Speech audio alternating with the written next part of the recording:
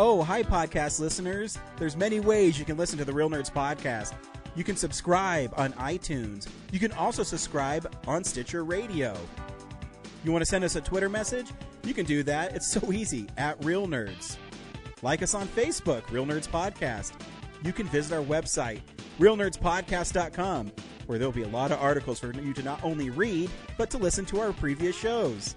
Do you like your stories told through pictures? Then you can also follow us at Real Nerds on Instagram.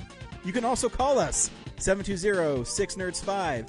Thanks for listening and enjoy the show.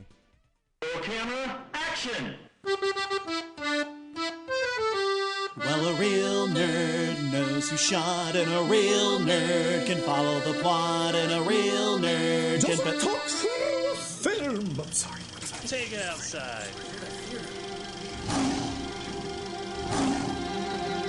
Well, a real nerd knows who shot, and a real nerd can follow the plot, and a real nerd will give it all they got. Lights, camera, action! Real nerds. Welcome to Real Nerds Podcast. We are the best movie podcast of all time, anywhere on any social media platform that deals with any topic.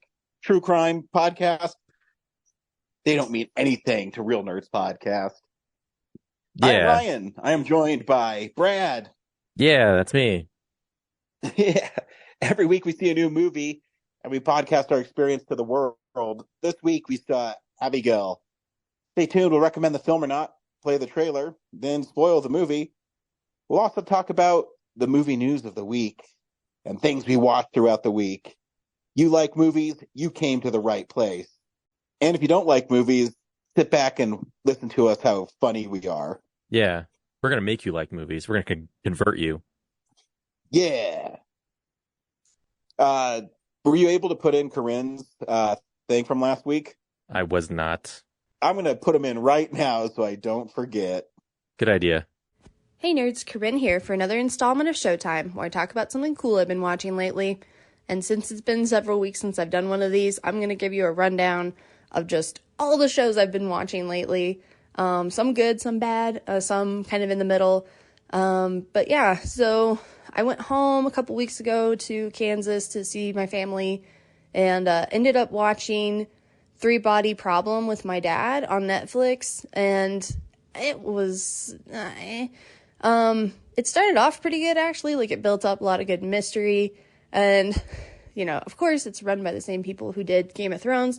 So I was not surprised when the ending was, like, kind of dumb. I mean, I don't know if I'd watch a season 2. They'll probably get a season 2. I think it was, like, it got enough in as far as, like, ratings and stuff. But, yeah, I don't know. Maybe it was kind of dumb now that I think about it. It's like, oh, my gosh, like, it just kind of kept going and going and going. And it was, 8 hours, or it's like 8 episodes, and each was, like, an hour long. And my dad and I ended up, like, binge watching it all in, like, 2 days. So it was a lot, and I don't know. I think a weekly format might have been a little bit better, but anyway. So, yeah, Three Body Problem. I mean, I guess watch it. If you're into, like, sci-fi stuff, it might be of interest to you. Some of the concepts are really cool, and I guess it's based on, like, a book series, but yeah. Oh, well. So then I also somehow... I think I've talked about this before. I'm kind of a Star Trek fan. I would not say I'm like a big fan of the franchise, but, I grew up watching The Next Generation. I grew up watching Voyager, some Deep Space Nine, some Enterprise, like right when it first started. But I haven't really watched any of the new stuff. But when I was home, my dad, he was watching Discovery. And so I ended up watching several episodes of Discovery with him, all out of order, by the way. So we ended up watching like the end of season 1, and I didn't even see the beginning of season 1, and then we ended up watching, like, the last 2 or 3 episodes of season 2. I mean, it was good. I now feel compelled to watch the entirety of season 1 and the entirety of season 2, even though I know all the, like, big twists and everything that's coming, but, there were a couple of things in there that even though I wasn't super attached to these characters and didn't really know exactly what was going on, but there were some revelations in there that I was like, oh, what? I can't believe they did that. Like, oh, I had no idea. But, yeah, it was pretty fun. And, yeah, I like I said, I feel compelled to watch season 1 and season 2 now. My dad's like, season 3 and 4, I guess, are not very good, but I don't know. Let's see what else. So all my regular shows that are on right now, The Bad Batch is still amazing. As of recording this, episode 13 is dropping tonight. I'm super excited for it. I think it's the last episode that we have trailer footage for. And oh my gosh, like we have 3 episodes left, like tonight's, and then the next 2 weeks, and then it's done. Series finale. Oh my gosh. I cannot believe that we're going to be saying goodbye to these characters potentially forever. I'm sure they'll show up again in something. Maybe they'll get like a comic spinoff or whatever, or they'll probably pop up. I'm like 80% sure that there's going to be another animated series that takes place after The Bad Batch, because one of the main characters has been like disappearing and going off and doing like his own thing to like help save these other clones. And so there's rumors that they might do like a clone rebellion show, which would be pretty cool. And if I got to see the Bad Batch characters pop up, I'd be okay with that. So yeah, Bad Batch is great. Ghost is still really good. There have been a couple of dud episodes in there, but for the most part, it's been a pretty good season. We've got 3 episodes left till the finale, season finale. So very excited. Let's see what else. We got Abbott Elementary. I haven't been as impressed with this short 3rd season so far. I think part of it is because mild spoilers, I guess, the main character has been kind of off doing something else. And so she only occasionally comes into the school and interacts with her other, former coworkers. And some of the drama that's come from that has been, I guess, not my thing, not my cup of tea. But we have gotten some cool character dynamics with her kind of off doing her own thing. And we kind of get a spotlight on some of the other characters and their interactions with each other when she's gone. So, I'd give it like a B- so far. Like, I still really enjoy the show, but I haven't been nearly as excited for Abbott Elementary's new episodes as I have been for Ghost's new episodes. Right now I'd say I'd go Bad Batch, then Ghost, then Abbott Elementary right now. Of course, that can change. And now I have a new show in the mix because, I am a big X-Men fan. I watched X-Men Evolution when it was on. I watched parts of the original X-Men, the animated series from the 90s a couple years ago. I didn't watch the whole thing. I think I watched like 2 or 3 seasons. It was a really good show and I liked it. And then now they have this X-Men 97 and I haven't been watching it because I was waiting for all the episodes to be out so I could like watch all of them through. And then I went over to Jerry's this weekend and he showed me all the episodes up until episode 5. So we watched like 1 through 5 and I was like, fuck, Jerry, now I'm hooked. I gotta watch the next episodes. And it sucks because they drop at the exact same time that the Bad Batch does. So now I'm like, well, shit. I'm already like staying up till 1 a.m. to watch the Bad Batch. Now I gotta stay up and watch like X-Men 97 right afterwards. Because if you've seen the 5th episode of the season, you know what I'm talking about when I say I have to see what happens next because that was just fucking insane. Yeah. So now I'm hooked. I'm hooked on X-Men 97. I need to see what happens next. Yeah. So I think there's maybe 3 episodes left. I want to say that it's got an 8 episode season, so don't have to wait too much more, but golly, why does everything have to be ending at the same freaking time? It's like that early May time frame. Like all of my shows are going to have their season or series finales. And it's like, damn it.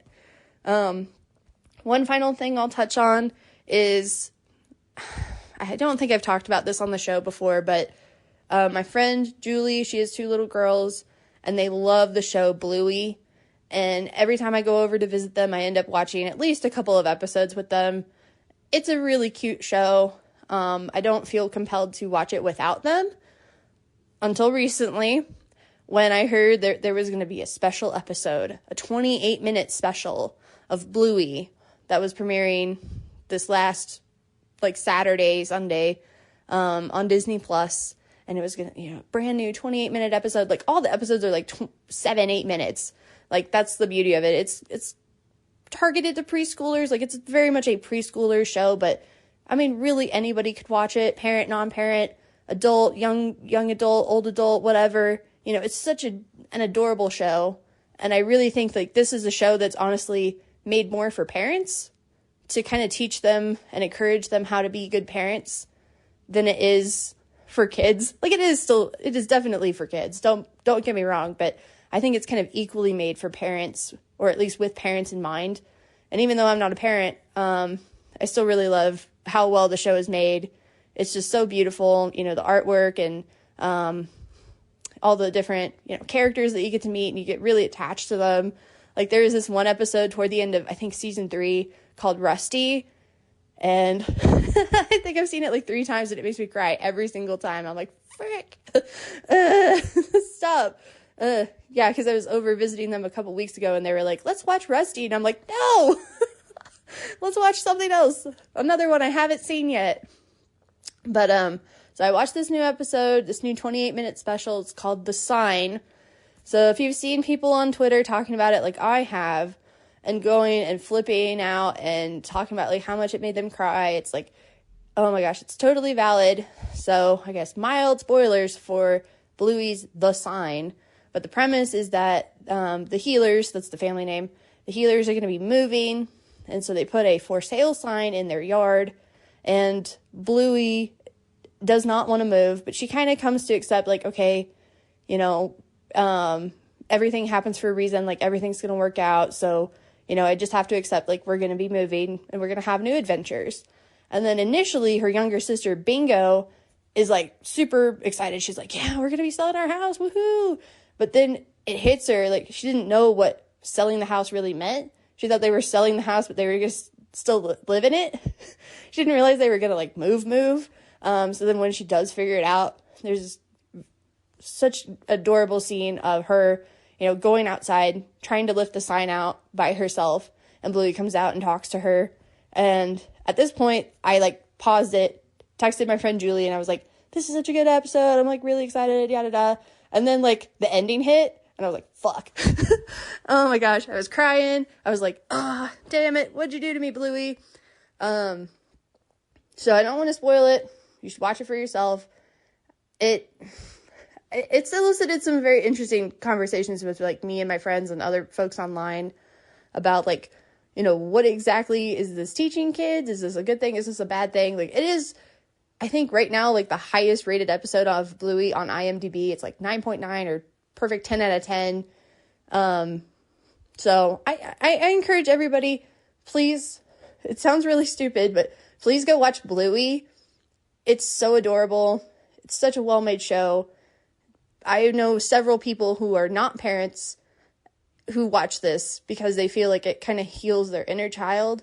But it's also just, like, really cute, and it's really well-made. And it has a lot of, like, good messages, and I mean, it makes me cry at least. But, yeah, The Sign. So if you saw people talking about it online, that's what's going on. That's what's, everybody got all emotional about The Sign. So, yeah, I recommend Bluey. I recommend all the shows I watch, except, I guess, Three Body Problem. So, I actually haven't been watching a lot of anime lately. And the one anime I've watched that's, like, really stupid. All the ones I had been watching over, like, the winter are all done for the season. So, dang it. But, yeah, it's a good time to be an American TV fan, because, oh my gosh, we've got so much good stuff coming out right now. So, yeah, between X-Men 97, Bad Batch, Ghosts, and Abbott Elementary, like, there's plenty of great stuff on TV right now. So, I highly recommend everybody check it out. All right, I'm going to check off now. I'm sure the nerds are going to be going to see The Fall Guy next weekend. I will be going to see something else. So, I'll maybe check in with you guys about that next time. So until then, keep it real, nerds. Bye. Oh, Corinne. So that's what Corinne's been watching lately. Yep. She was really disappointed that we didn't pick some anime that came out last week instead of Spider-Man from 2002. What anime came out? Uh, the one that you got mad at me for because you're not supposed to say Spy X Family, but I don't understand why the X is there if you're not supposed to say it. Godzilla X Kong. I mean, everyone's doing it.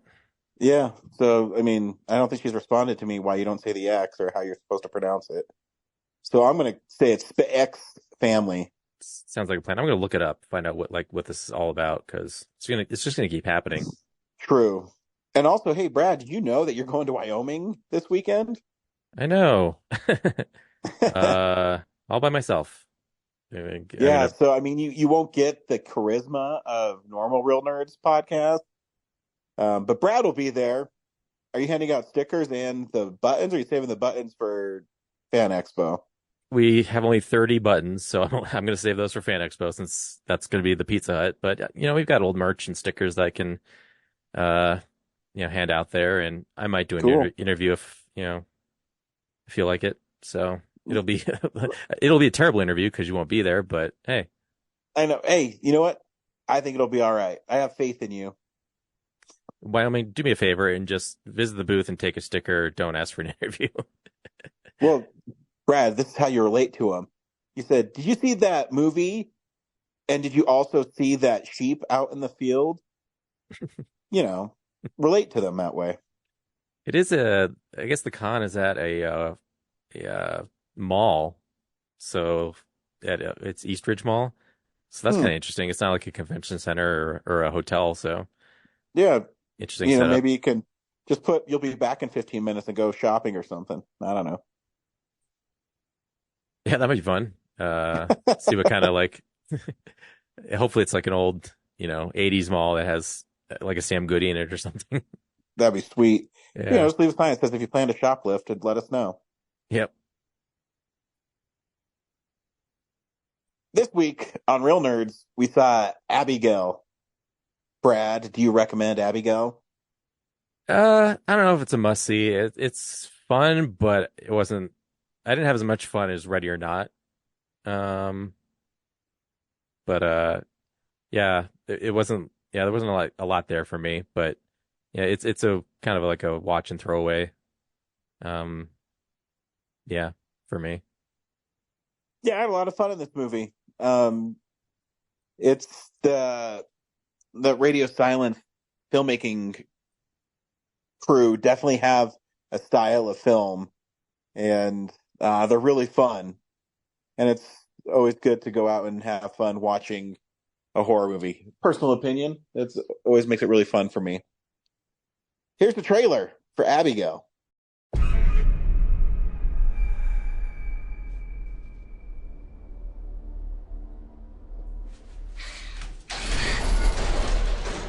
Please let me out.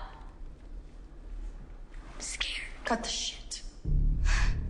You're really good at pretending to be a little girl. Thank you. Quick question. Who's inside a cage right now?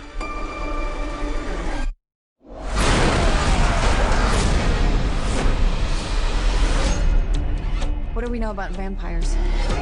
How do we kill it? Crucifixes. Stake through the heart. Daylight is a big one. We need to find a way out of here. We split up.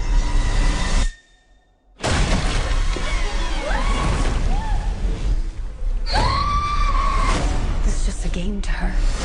What can I say? I like playing with my family. Hello?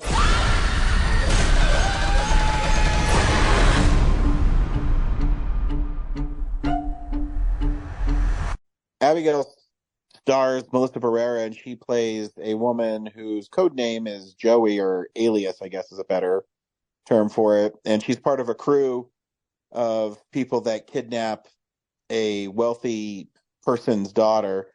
But when they kidnap her, it's more than they bargained for, Brad. She is a vampire. What?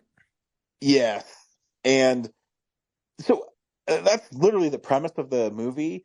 And so when I was watching it, I had a lot of fun watching it. But do you think that they could have sold this movie without revealing that she's the vampire? It would have made it better, I think. Like, if you go into this movie just thinking that it's a heist thing, and then you find out that it's a vampire, like I think that would have been fun. But going into it, there was like no real surprise for me because of that.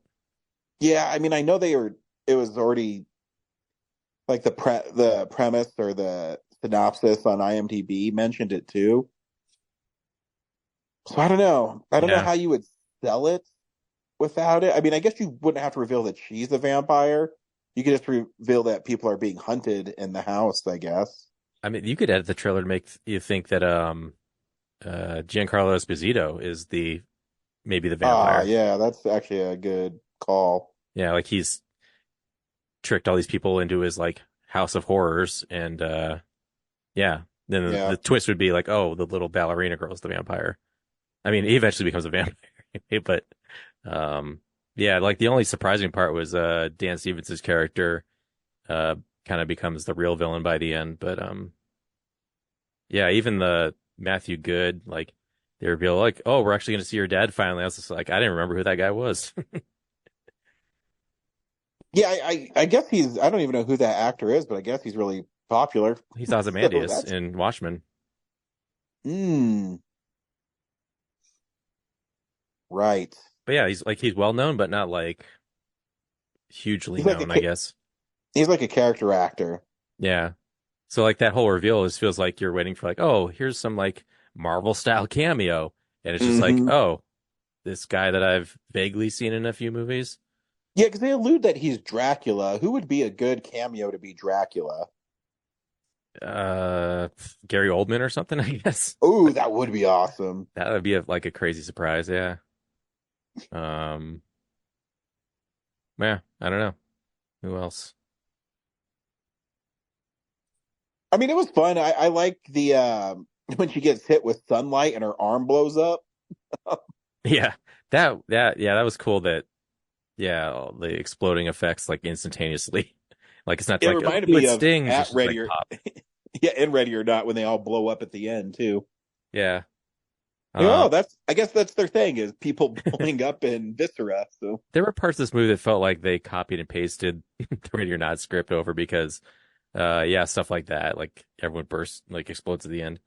But there's also the fact that like there are multiple times where you're like, if you just stay put, like you're in the room, you got the sunlight, nothing can harm you. Just wait it out. The only thing is, they had the let's split up, and it was actually a line in the movie. But I still had lots of fun. I think Catherine Newton, she's one of my new favorite actresses. She's always pretty fun in films. And Kevin Durand, he was really good in it too. Yeah, but like getting him killed was just so like, oh, we need to get them out of here so we can kill him. You know, it just felt so forced. Like there's just no real reason. Yeah. And they should like Catherine Newton's turn, like they should have just locked her up, that would have been the smart thing to do. But nope. Yeah. But yeah, it's hard because like the story isn't very deep. But I mean, they did have some cool character moments. I like Dan Stevens' character a lot because he seemed like he was kind of shady. And Melissa Barrera as Joey, she was really good in it. It is kind of fun how quickly they dissolve like the rules. Like, yeah. I mean, it's kind of dumb that like not even 5 minutes later they're already breaking the rules they were told.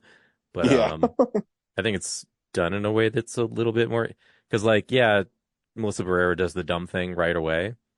But like later on they forget to like hide their masks, and that's when things really go off the rails. Yeah, and it's a fun movie and it moves quickly. Like the violence in it is really cool. But also like, very early on, Abigail's clearly able to like freely run about the house, but then she like murders the first guy and I guess goes back to her room. Like, why wouldn't she just like immediately just like mow through everybody? I think they kind of touched on it that she likes to have fun.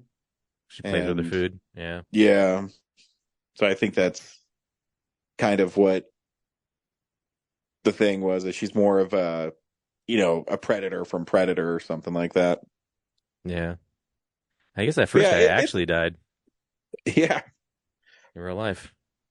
I know that Angus Cloud kid. Yeah. I don't know him from anything else, but yeah, Yeah, I think was it you. I think he was on Euphoria. I've never watched Euphoria. me neither. I mean, I heard it's good. I have seen a lot of those people that were on Euphoria. Besides obviously Zendaya, but she was super popular before then. Yeah. But Sydney Sweeney's kind of really taken off in these last year or so. Yeah, people in high school, it's hard to relate to for me these days. Yeah, so far removed from it. Yeah. I feel too old to watch even fictional kids like be R-rated, you know? I mean, I don't know. I still think Superbad's great. They're our age now. It's fine. Oh, okay. We grew up with them. True. Yeah. Yeah. Hey, this is the big news story of the week. It's real news.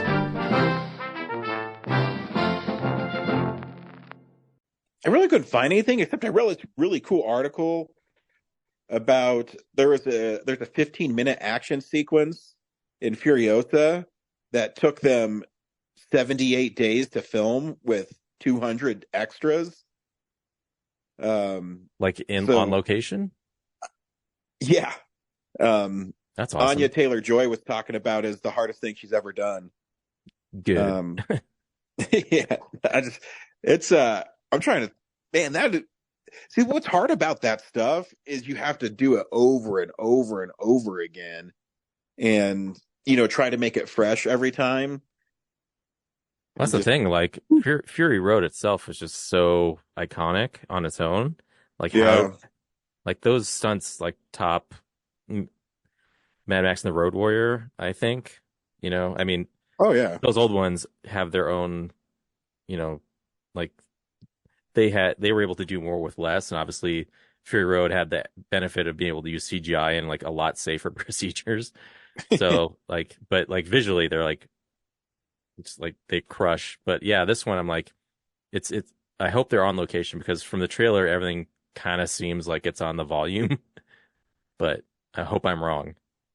I don't know. I think it was on location. Maybe they just did kind of the painted stuff to give it a stylistic look. I don't know. Yeah, like maybe they just like leaned into it more compared to 10 years ago. But also I can imagine like George Miller's like almost 80 years old and he doesn't want to travel to Australia in the heat to make like a bunch of cars crash anymore, Yeah. I mean, it doesn't sound like it was an easy shoot, so. Yeah, well, hopefully it pays off because yeah, I remember it's hard because Fury Road is so cool, and you have such a high expectation for it, and I don't know where my expectation should be if that makes sense. I remember like Fury Road wasn't a huge blockbuster when it came out. It did well, but not like Marvel money. Yeah. So it'll be interesting to see if the people who didn't go initially and caught it later on, streaming or video turn out for the sequel in bigger numbers. Yeah, it'll be interesting. I mean, the trailer, every time I watch it, I get excited. Yeah. And even I think the Planet of the Apes trailer looks incredible. The special effects in that film. Holy shit. Yeah, it's crazy how like the close-ups on those apes are just like.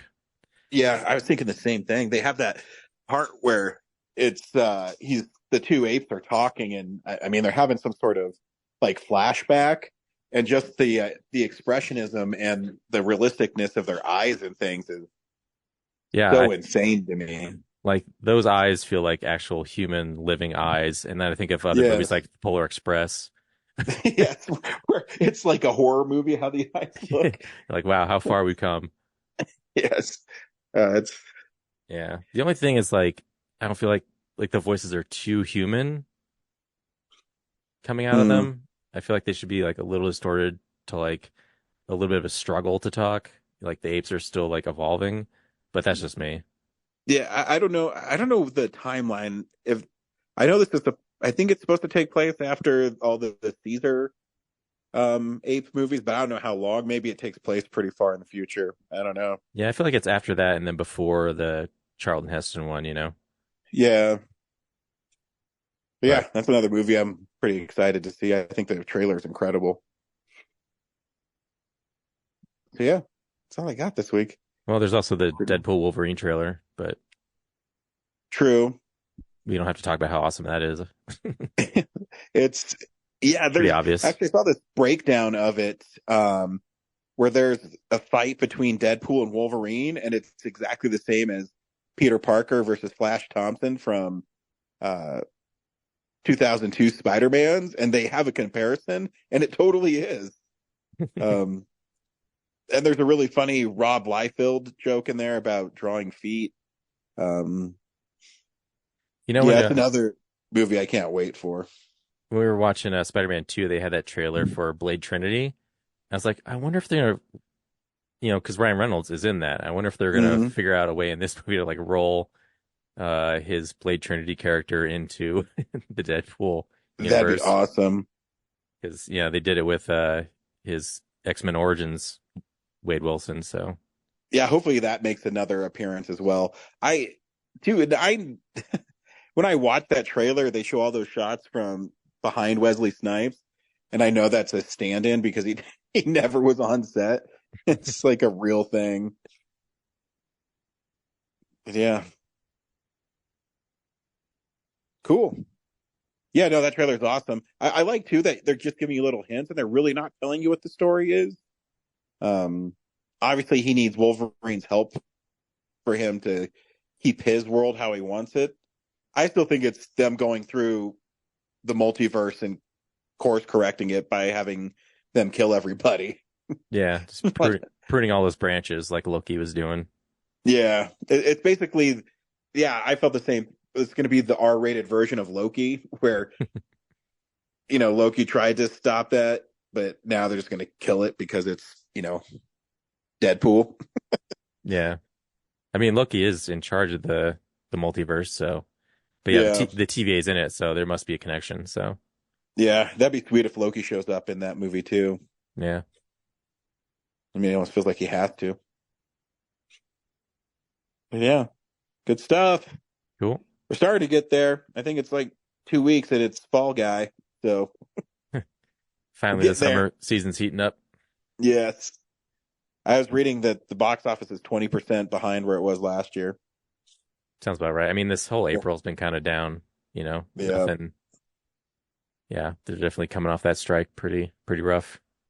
We watch things throughout the week in a segment I call What We've Been Watching. So, yeah, this is the stuff we've been watching. Brad, what did you watch this week? Quite a bit of stuff. I saw a movie called Sorcerer from 1977, starring Like Roy a- Scheider and directed by. Oh, yeah. I've heard of it. I've never seen it, though. Yeah, it's what's his name? William Friedkin. Yes. Yeah, like you would not, based on the poster and the name, it's not obvious what it would be. I don't know if it's a great movie. It's definitely treated like one of those lost treasures, but Mm-hmm. I think it's interesting. And it's definitely like a filmmaking challenge, and there's some impressive like stunt parts. But the story was like, you start out like you're introduced to these like 4 different characters across the globe who are kind of criminals. So like one's an assassin, he kills somebody, and then there's a bunch of like Israeli-Palestinian conflict bombers who blow up a place and then go on the run. And then Roy Scheider's like part of the mob, and he steals from a church and then crashes a car and then goes on, goes on the lam. And then there's a French guy who's like embezzling some stuff, and his partner or brother, I think, killed himself to escape, and so now he's got no protection. So they all escaped to South America, I think it was, and they all kind of converge in this little town, and then the town is like the economy is that there's like an oil field, and so they're like just shipping oil, but then like the well explodes and burns up, and so they have to close it by blowing it up again, I guess. Also blowing it up. But the nitroglycerin is in a like a shed 218 miles away. So the oil guys enlist, like, hey, we'll pay you guys, whoever can load up these trucks and get it and drive it over to the well site, we'll pay like a huge, like, I don't know, like I think it was like $20,000 each or something, to make it, and they're in the jungle and there's like no good roads, Yeah. So yeah, that's the challenge, is like these wanted criminals, do like a driver's ed class, and they turn out to be the four best for the job, and yeah, they have to safely take this nitroglycerin, which has like dissolved, like it's not in the explosives anymore, it's like congealed at the bottom of the crates, so like the slightest bump can explode them. So yeah, it's all about reinforcing, and so there's a truck called Lazarus and there's a truck called Sorcerer. Not Roy Scheider just being a sorcerer. That's what you'd think from the poster and the title. Yeah, like I was in for like mystic wizards and things, and nope, it's just a bunch of wanted criminals trying to transport some nitroglycerin. But like the big set piece is that like there's this, Indiana Jones and the Temple of Doom style rope bridge across a giant river, and they have to like move these enormous, rigs, like basically like the war rig from Fury Road, across this bridge that has like a bunch of planks missing, and it's raining and the wind's blowing and there's a river underneath, and apparently those guys did it for real. Like Roy Scheider is the stunt guy in the truck crossing this bridge. His partner is out in front, like signaling like, hey, left, right, pull forward and stuff, and like they're getting drenched, and you can see like the whole rig on this rope bridge just like it's like 45 degrees at one point, and you're like, how does it not just fall right into the river? So obviously like they had cable ties and things, so and the bridge is actually steel, but they've dressed it up like a rope bridge, but it's still like super dangerous. But you see them actually in it doing it, and it's pretty nuts. Nice. So yeah, it's like, yeah, like I couldn't really like get into the characters, but it's like, as far as like a filmmaking enterprise, it just like the feat of doing it is pretty impressive. Nice. And what else did I watch? Got to watch Clerks in the theater again. That movie's great, obviously. Mallrats. Feast Party was fun. Are we gonna do Ministry of Ungentlemanly Warfare as a main movie? I don't know. I mean, can.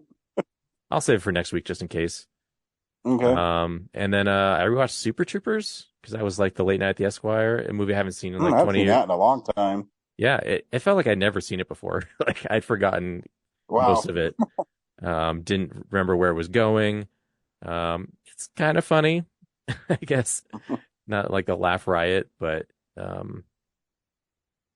it was weird to revisit it and feel like, yeah, I'm pretty sure I've seen this movie twice before, but I have no idea what's happening or where this is going, what the story is, or what the gags are. Yeah, and then the last thing I've been watching is Roku channel has an SNL Vault channel where it's like 24/7 just sketches from SNL from like the entire 50-year run. And so it's a great background. Like it does repeat a lot of stuff.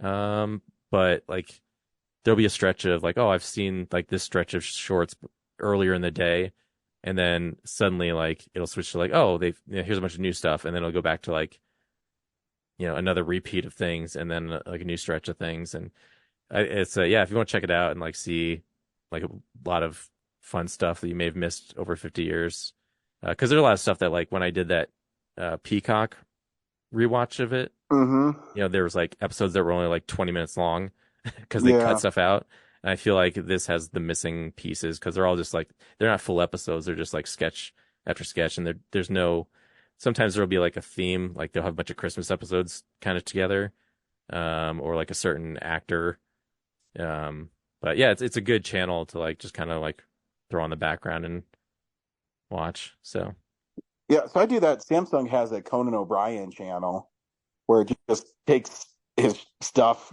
It's really just from his TBS days, but it's still really fun because it's, you forget about all those little skits they would do or random goofy crap, and it's a fun channel. It's always on. Samsung TVs have their own like channel um, where it's connected to the internet. It has like movie channels. There's a Conan O'Brien channel. It's all free with your Samsung, so it's cool. Yeah, it's like, throwing on YouTube and just letting it Yeah, autoplay. It's yeah, pretty much. Yeah, yeah, without all the freaking ads. yeah. And I guess the last thing I watched was The Deer Hunter. I just came from that. I'd never seen it before. No, It's I haven't super seen it long. in I haven't seen it in years, so it'd be like when you watch Super Troopers. I probably won't remember anything from it. Yeah, Robert De Niro. He and his buddies live in are coal or steel workers in a Pennsylvania town that are enjoy like God, the opening church scene, their wedding scene, their buddies getting married. I was like, oh my Mm. God, is this the whole movie? Like, it was so long. It felt like an hour of the movie. Um, but yeah, after they get drafted and shipped off to Vietnam, they do the Russian roulette scene, and De Niro, rescues everybody, and then they try to get rescued, and they all kind of get separated. And eventually he comes home, and you just kind of watch the aftermath of like him trying to track down his friends and uh, you know reintegrate into society. And yeah, it's pretty like powerful, but it is really, I felt really slow in a lot of places, like, and I wasn't sure like what it was doing a lot of the time. It's like Yeah, I feel like we could speed this up. Like I feel like I know what's going on. Yeah, so it's just, but it's the late '70s, and it's like one of those auteur movies, and um they just did whatever they wanted, and it's their art. So um yeah, obviously the best parts are, the Russian roulette, like those are the tense scenes, and um I don't want to spoil the finale, but there's a lot of them. A lot yeah. of Russian roulette scenes. It was fun to watch, like all the people in the audience like gasping on each click. It's like you're all Well, then it worked. like a lot of you are like 60 or 70. I'm pretty sure you know what's gonna happen, but yeah. Anyway, what'd you watch? Yeah, I've been playing video games, so I'm not watching tons. Um, I got this new. So we talked about doing the Kino Lorber, like, just sales thing and getting 5.99 Blu-rays. So one I got is Code of Silence with Chuck Norris. So the tagline is he's a good cop having a bad day. Um, and he's a detective who uh, is fighting corruption in his own police department while he's trying to take down this mob boss. And they're Serpico, also, got it. yeah, and so they're also integrating this. It's like the RoboCop. God, what's the name of the? I'm drawing a blank, but it's the thing that has the machine guns on the side of it. It's the other Oh, robot. ED 209. Yeah, thank you. Um, they have that kind of thing, but it's a tank and it's controlled with a remote control. And Chuck Norris thinks it takes all the like all the people out of police work. But in an ironic twist, he uses it at the end when no one will back him up because he won't sign off on.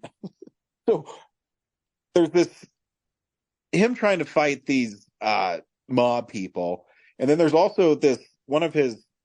So he's a sergeant, and then one of his, I guess, subordinates kills a kid in the hallway and plants a gun on him, and Chuck Norris won't give him his badge back, but everybody else in the police department's covering for him, but Chuck Norris won't because he's he has integrity, and He that's where did, Code of Silence comes from. as I say, he doesn't believe in a code of silence. Exactly. And then there's a rookie, and the rookie has an opportunity to do the right thing, and he doesn't. until the very end when no one will.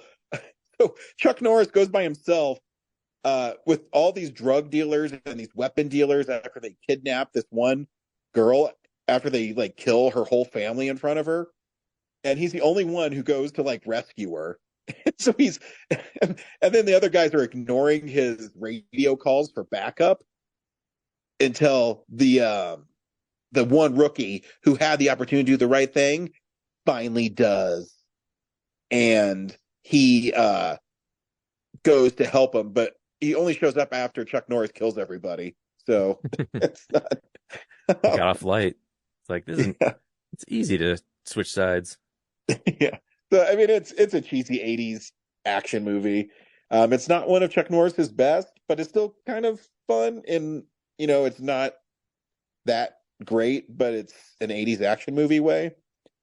I mean, I had fun watching it, but $5.99 is a good price for it. But the cool thing is it has tons of special features on it, so that's good too. And the only other thing I watched is this horror movie called Unwelcome.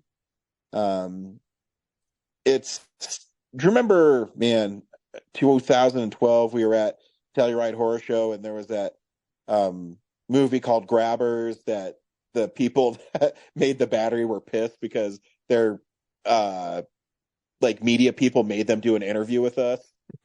I didn't get to see it, but yeah.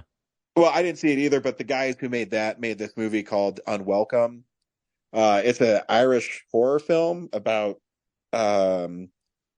these red cap goblins that you have to give them a blood sacrifice every night. And if you don't, you have to, or you can offer them something and they'll help you. And it takes a little bit to get going. I mean, the monsters really don't show up till the last like 30, 40 minutes of the movie. But it has this kind of cool fairy tale vibe to it. The story is this couple is attacked at their home in London, and when their aunt dies, she leaves them their home in Ireland. And when they go there, you know what the lady forgets to do the first night, Brad? You'll never know. She did not leave out the blood offering, which is like a piece of liver for the red caps. Amateur. So I know.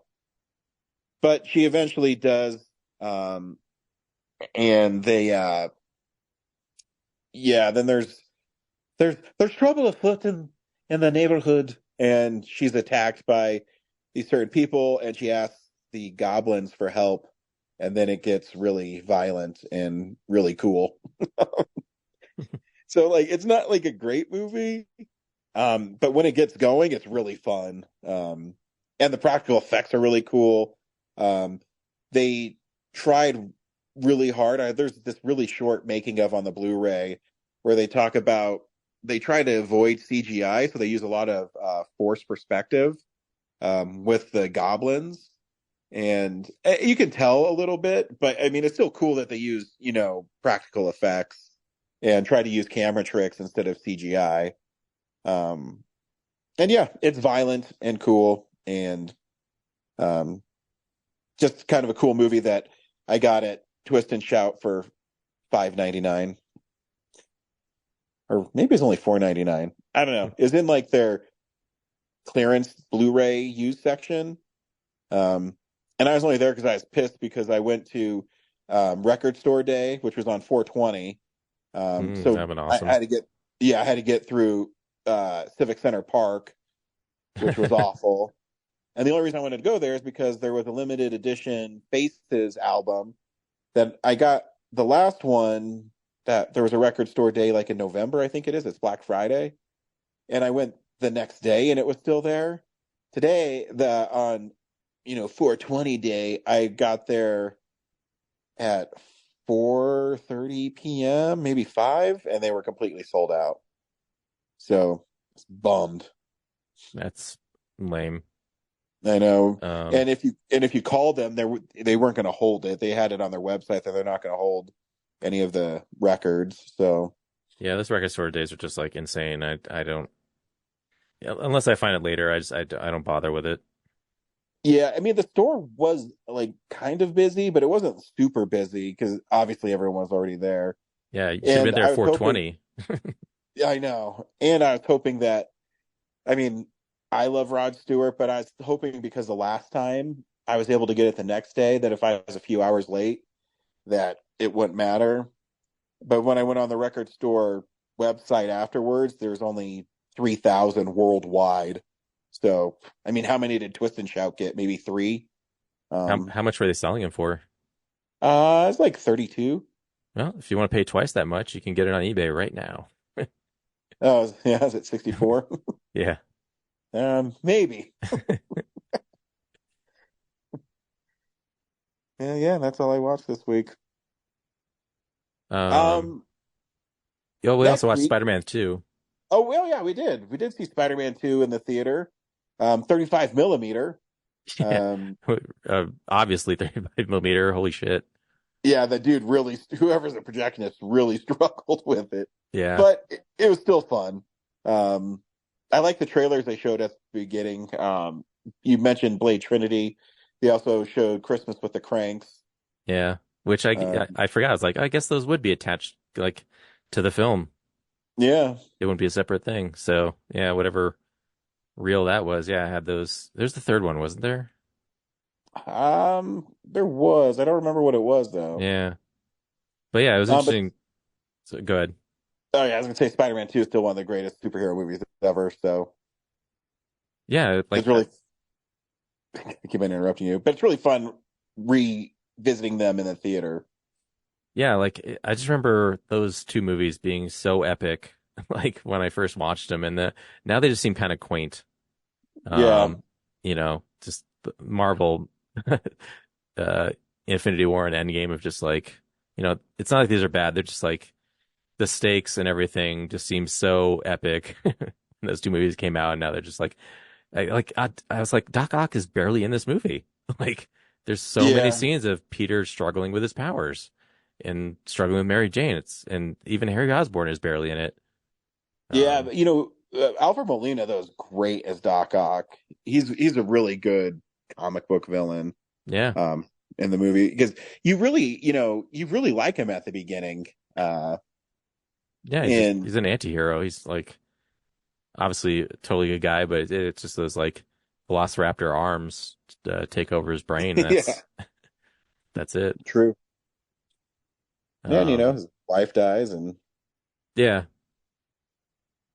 sends him over the edge. But yeah, good stuff. I just love those movies, and I always love revisiting them, because Sam Raimi's my favorite filmmaker, and he always has little Sam Raimi moments in it where it's when Pete comes out of the broom closet with the pizzas. It's great stuff. And the raindrops falling on my head thing is so like, oh, they did that in Spider-Man 3, like why do people hate that thing from Spider-Man 3 so much when it's a very similar vibe from this one? But yeah. I agree. So yeah.